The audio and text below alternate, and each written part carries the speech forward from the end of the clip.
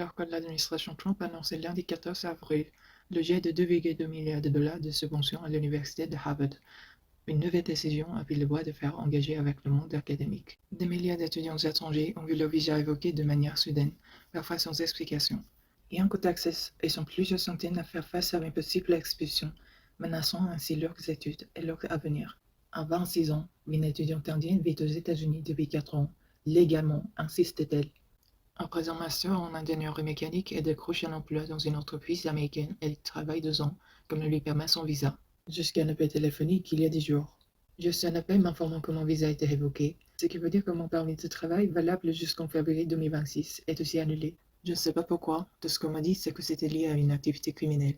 Alors elle se creuse la tête et tente de comprendre ce qui pourrait lui être reproché. J'ai eu un accident de voiture en 2024. J'ai dû payer 80 dollars d'amende parce que mon permis de conduire a été expiré. Quelques excès de vitesse. Et j'ai été condamné à suivre un stage d'éducation civique pour aider les mineurs, mais la mention a été faite de mon casier. Pour un avocat spécialisé en immigration depuis 30 ans, la situation est inédite. C'est vraiment le chaos. On leur ordonne de quitter le pays pour des infractions routières ou pour avoir présenté une fausse carte d'identité, un étudiant de moins de 21 ans qui va acheter une bière, par exemple. Des choses extrêmement mineures. Et dans au moins 2 cas sur 3, les étudiants ont été arrêtés, mais jamais condamnés.